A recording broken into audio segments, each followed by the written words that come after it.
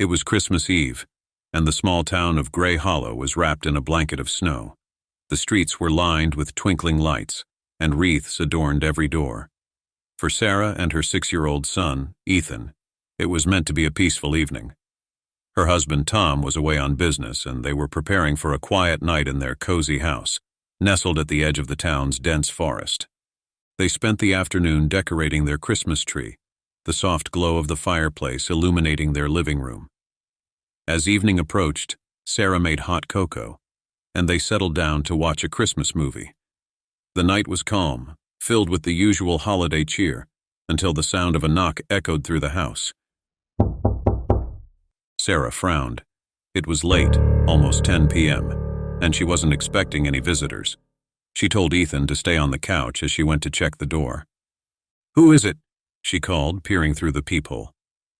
"It's Santa," a deep voice responded from the other side, sending a shiver down her spine. Through the peephole, she could see a man in a red Santa suit standing on her porch. His face was obscured by the large white beard, but something about him seemed off. The smile didn't reach his eyes, and his stance felt unnatural, stiff, like he didn't belong there. She hadn't hired anyone to play Santa, and certainly not this late at night. "I'm sorry," Sarah said, her voice shaky. "We didn't call for a Santa. Please leave." The man on the other side let out a low chuckle. "Oh, but I've got something for little Ethan. He's been very good this year, hasn't he?" Sarah's heart raced. How did this stranger know her son's name? She stepped back from the door, her mind swirling with thoughts of how to get him to leave without causing a scene. "Leave or I'm calling the police," she said, trying to keep her voice firm. But the response was just more laughter. Sarah grabbed her phone, dialing 911. Before she could press the call button, there was another sound. Not from the front door, but from somewhere inside the house. Her blood ran cold. Footsteps from upstairs.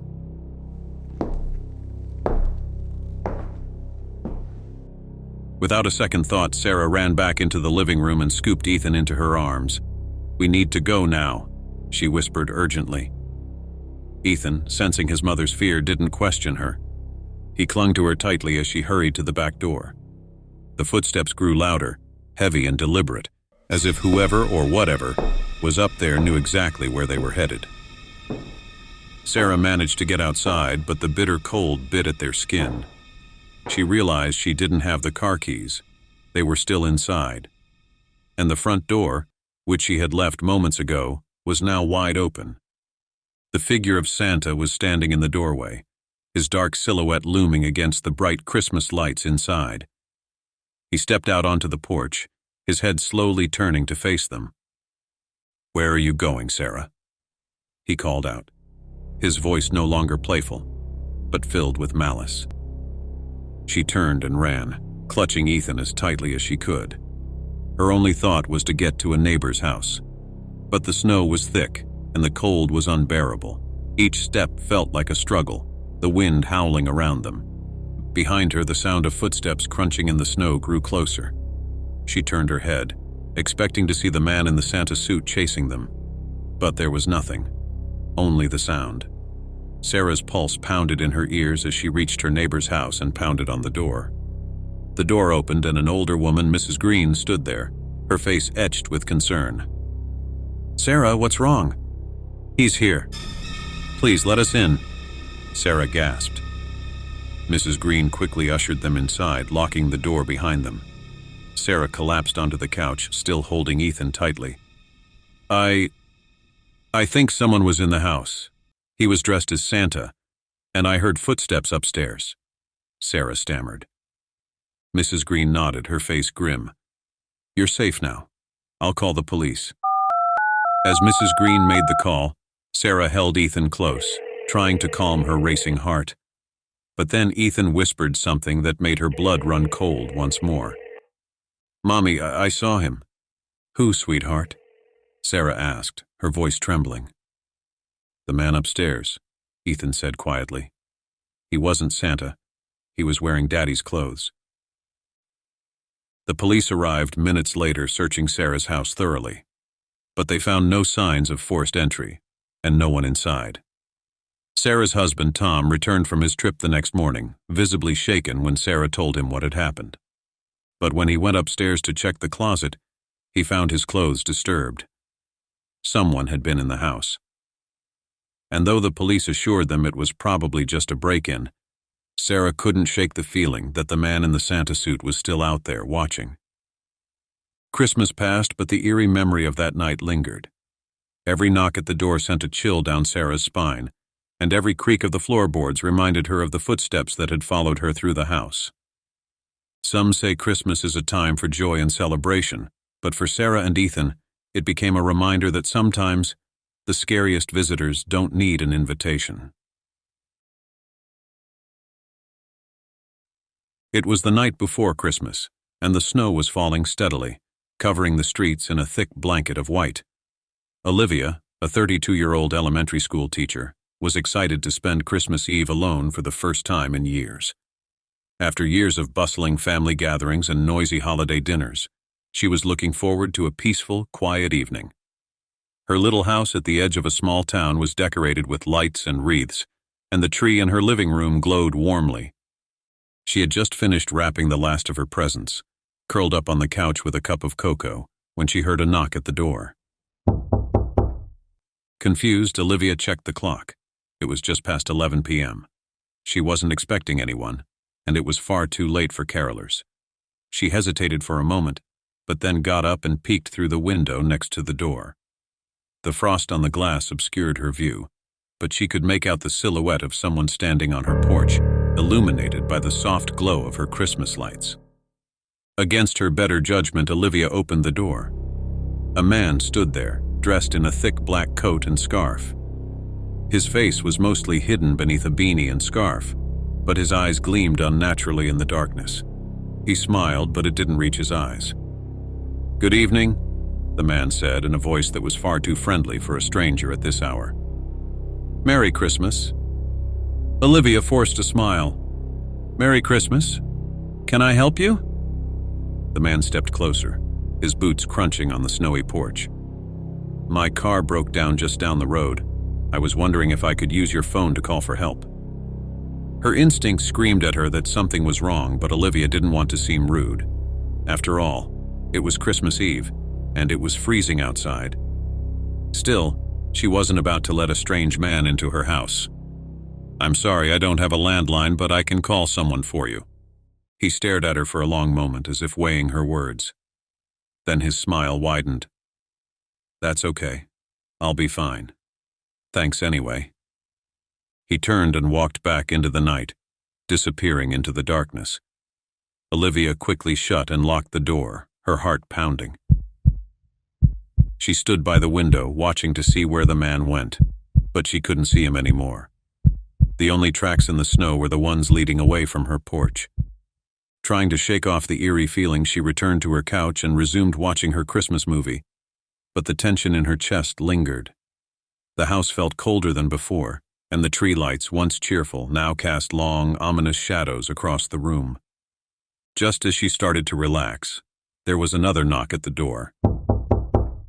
Harder this time, more insistent. Her stomach dropped. She hesitated, not wanting to check the window again. When she didn't respond, the knocking continued, louder and more forceful, until it turned into banging. "Open the door!" the man shouted from the other side. His voice had lost its false friendliness, now sharp with menace. "I know you're in there." Panicking, Olivia grabbed her phone and dialed 911, her hands trembling. As she explained the situation to the dispatcher, the banging on the door stopped. The man outside was silent. She waited, her breath shallow, her heart racing. Within minutes, police arrived. Olivia rushed to the door and opened it to greet them. But when she stepped outside, she noticed something chilling. There were no footprints in the snow, none leading away from her porch, none in front of the door. It was as if no one had been there at all. The officers checked the area and assured her that no one was around, suggesting it might have been a prank or her imagination playing tricks on her. But Olivia knew what she had heard. the forceful banging and the voice filled with anger. That night she slept with the lights on, her phone clutched tightly in her hand. The next morning, Christmas Day, Olivia found something chilling on her front porch. A single red ribbon tied neatly in a bow. Attached to it was a note, written in a shaky, almost childlike scrawl. "I'll be back next Christmas." The snow fell gently as the car rolled down the narrow, winding road. Anna, her husband Greg, and their 2 children, Ethan and Lily, were heading back to the small village where Anna had spent her childhood. It was a sleepy place, tucked away between sprawling fields and thick ancient woods. The town hadn't changed much over the years: quaint homes, the old stone church, and that eerie silence only rural places seemed to have. The plan was simple: spend Christmas Eve with Anna's parents in the house she grew up in. It was a welcome break from city life. The air was crisp, the stars were clear, and for the first time in months, Anna felt like she could breathe. But there was one thing she hadn't told Greg. As they settled in for the night, sitting by the fireplace, Anna's father leaned forward and asked if they still performed the tradition. Anna knew what he meant. Her heart skipped a beat, but she brushed it off, hoping Greg wouldn't pry. Later that night, just as they were about to put the kids to bed, Lily looked out the window, her small hand pressed against the frosty pane. "Mommy, why are people walking in the woods?" she asked. Anna froze. She hadn't expected her children to see anything. She hurried over to the window, and sure enough, there were figures moving among the trees at the edge of the forest, barely visible in the moonlight. Cloaked, hooded figures. "That's just probably some locals, sweetie," Anna said, trying to keep her voice calm. She drew the curtains quickly and ushered the kids to bed. But her unease grew. The tradition her father had mentioned was not just a small-town superstition. It was something darker. The villagers believed that on Christmas Eve, the witches of the woods gathered to perform ancient rites, something older than Christmas itself. They believed that the woods, dense and wild, held something beyond human understanding, and on this one night, the line between worlds thinned. Greg noticed her nervousness and asked, "What's really going on, Anna?" She hesitated but told him everything. The stories of how, on Christmas Eve, witches from the old days would gather in the forest to summon dark spirits. Her parents had always warned her as a child never to look outside at night during the holiday, for fear of drawing their attention. Greg didn't believe in such things. He laughed it off. But when the clock struck midnight, the atmosphere changed. The wind howled outside, making the old house groan. The fire in the hearth flickered, casting long dancing shadows on the walls. Then they heard it. A soft chanting, carried by the wind. Anna's heart raced. Greg stood and went to the window, pulling back the curtain slightly. "There's nothing out there," he began, but then he stopped. Through the darkened glass there was movement. Figures swayed in a slow, ritualistic dance, their cloaks fluttering in the bitter wind. In their hands they held objects that shimmered in the moonlight, things that looked like twisted roots or bones. Greg closed the curtain quickly, backing away. "We're leaving first thing in the morning," he whispered. But it wasn't that simple. The lights in the house flickered and the temperature dropped. The floorboards creaked as if someone, or something, was walking upstairs. Then came the scratching at the windows, the sound of something sharp dragging across the glass, though nothing was visible outside.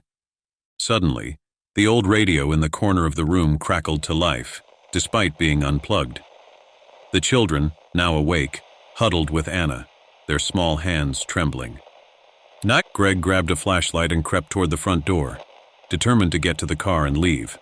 But as he turned the knob, the door wouldn't budge. It was as though something unseen held it shut. Anna knew then that they had broken the one rule her parents had always warned her about. They had looked outside. The chanting grew louder, more insistent. Shadows moved beyond the windows, and the air became heavy with the scent of burning herbs and soil. It felt like the house was surrounded. In desperation, Anna remembered what her grandmother had told her about the only way to ward off the witches: She rummaged through her childhood room until she found the old iron horseshoe her grandmother had always kept by the door. Trembling, she hung it above the front entrance. For a moment, everything was still. Then, slowly, the wind died down, the scratching stopped, and the lights in the house returned to normal. The oppressive presence lifted, leaving the family in tense silence. The next morning, the village was quiet, as though nothing had happened. Anna's father didn't mention the night's events, but when he saw the horseshoe hanging above the door, he simply nodded. It was a small, silent acknowledgement that they had all survived the night.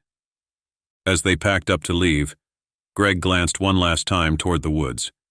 He didn't see anyone, but deep down, he knew they hadn't been alone on Christmas Eve. The witches of the woods had been watching, and they would wait for next year. It was a cold, bitter Christmas Eve when Emma and her family drove to their secluded cabin nestled in the woods. Snow blanketed the ground, turning the landscape into a picturesque winter wonderland. The cabin was an old family property passed down for generations, and each year they spent the holiday there, away from the hustle and bustle of the city. Emma's two kids, Sophie and Jake, were excitedly chattering about Santa's arrival as they unpacked the car. Her husband, Greg, hauled the firewood inside, prepping for a cozy night by the fire. Everything seemed perfect, peaceful even. But the old cabin held a different kind of energy this year. Something unsettling. After dinner, the family gathered around the fireplace, sipping hot cocoa while a soft Christmas melody played in the background. The flickering firelight danced on the walls, casting eerie shadows that twisted and contorted with each crackle of the logs. Sophie, just 8 years old, asked, "Mom, do you hear that?" Emma turned to her daughter, confused. "Hear what, sweetheart?"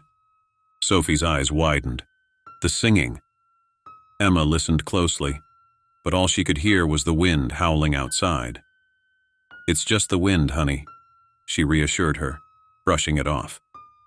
But something about Sophie's expression made her uneasy. That night, after tucking the kids into bed, Emma couldn't shake the feeling of being watched. She checked the doors, making sure they were locked tight before returning to the living room. Greg was already half asleep on the couch, the fire burning low. As she sat down beside him, a loud thud echoed from upstairs. Emma shot up, her heart racing. "Did you hear that?" Greg blinked groggily. "It's an old house, Em. Probably the wind or the snow falling off the roof." But Emma wasn't convinced. The sound didn't come from outside. It came from the kids' room. She quietly climbed the stairs, feeling her pulse quicken with each step. When she reached the top, she noticed that the door to Sophie and Jake's room was slightly ajar. That was strange.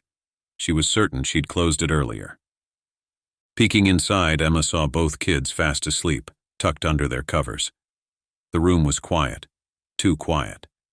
Just as she was about to close the door, she caught a glimpse of something in the corner. A faint shadow, barely perceptible, standing near the window. Her breath caught in her throat. For a moment, she thought her eyes were playing tricks on her, but then the shadow shifted, moving toward her. Emma stumbled back, slamming the door shut, her heart pounding in her chest. She raced downstairs, shaken. Greg, now fully awake, saw the panic in her eyes. "What happened?" he asked, concerned. I don't know. I think there's someone upstairs." Greg immediately grabbed the fireplace poker and headed toward the stairs, determined to check for himself. Emma followed closely behind, fear gnawing at her. When they reached the kids' room, the door was wide open and both Sophie and Jake were sitting up in bed, wide-eyed. "Mom, Dad," Jake whispered. "We saw him. The man from the woods." Emma froze. "What man?" Sophie pointed to the window. "The one who sings. He was standing there watching us." Greg rushed to the window and threw it open. Cold air flooded the room, but there was no sign of anyone outside. Just the vast, snowy woods stretching out into the darkness. He scanned the tree line, but everything was still. "There's no one here," Greg said, closing the window and locking it. "You both just had a bad dream." But Emma wasn't so sure. The feeling of being watched hadn't gone away. In fact, it was stronger now, suffocating her. They all returned to the living room, deciding to spend the night together by the fire. As the hours dragged on, the wind outside intensified, rattling the windows. The eerie quiet that had filled the cabin earlier was replaced by an almost deafening silence. No wind, no creaks from the old house, nothing.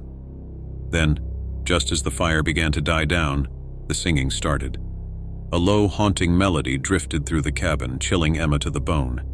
It was faint at first, but it grew louder, as if it was coming from inside the walls. Greg jumped to his feet, looking around wildly. The kids clung to Emma, trembling in fear. Suddenly, the front door burst open, and the wind howled through the cabin. In the doorway stood a figure, a tall, gaunt man dressed in tattered clothes, his face hidden beneath a wide-brimmed hat. He was humming, his voice cold and otherworldly, like something from beyond the grave. "Who are you?" Greg shouted, brandishing the fireplace poker. The man didn't respond. He simply stood there, his eyes glowing faintly in the dim light. Then, without warning, he stepped inside, his feet leaving no prints in the snow that blew in behind him. Emma screamed, grabbing the kids and pulling them close. The man's singing grew louder, more insistent, filling the cabin with an unbearable dread. Greg swung the poker at him, but it passed right through the figure as though he were made of smoke. And then, as quickly as he had appeared, the man vanished, leaving the cabin silent once more. The family didn't stay to find out what had happened. They grabbed their things and fled into the night, leaving the haunted cabin behind. But even as they drove away, Emma could still hear the faint sound of singing echoing in her mind, a reminder that some spirits don't rest, even on Christmas Eve.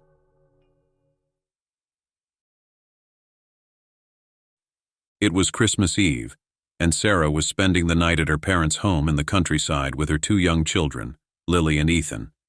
The snow was falling gently outside, and the fire crackled in the hearth, casting a warm, flickering glow around the room. They had just finished watching a Christmas movie, and Sarah was tucking the kids into bed upstairs, promising them that Santa would visit if they slept soundly. After kissing them goodnight, she made her way back downstairs to relax before heading to bed. The quiet of the countryside was comforting, a stark contrast to the bustle of the city where they lived. Sarah grabbed a book, planning to unwind when a knock sounded from the front door. She froze. It was already past 11 p.m., and they weren't expecting any visitors. Who would be knocking at this hour in such an isolated area on Christmas Eve? Thinking it might be a neighbor, perhaps in need of something, she hesitantly approached the door. Before opening it, she called out, "Who is it?" There was no answer. Another knock, harder this time. Sarah's pulse quickened. Peeking through the peephole, she saw nothing but darkness. No one was standing on the porch. She backed away slowly, her mind racing. Could it be a prank? Maybe the wind had knocked something loose. Then, the knocking came again, this time louder and more insistent, almost as if it were coming from inside the house. Her breath caught in her throat. Suddenly, the sound of small footsteps echoed above her. The kids. She bolted up the stairs, fear gripping her as she found Lily standing in the hallway, wide-eyed. "Mommy, I heard Santa. He's knocking," Lily whispered, her small face pale. Sarah quickly led Lily back to her room, her heart pounding. As she closed the door behind her, a chill crept over her skin. The knocking had stopped. But now there was a soft creaking, like the sound of someone walking slowly through the house. Sarah grabbed her phone, but of course there was no signal out here in the countryside. Just then, the creaking grew louder, coming from the hallway outside the children's room. She stood frozen, listening as the sound approached. She could hear breathing now, low and raspy. Sarah grabbed a heavy candle holder from the nightstand and braced herself, praying it was just her imagination. But then a shadow passed under the door. Something was out there. The door rattled as if someone was testing the handle.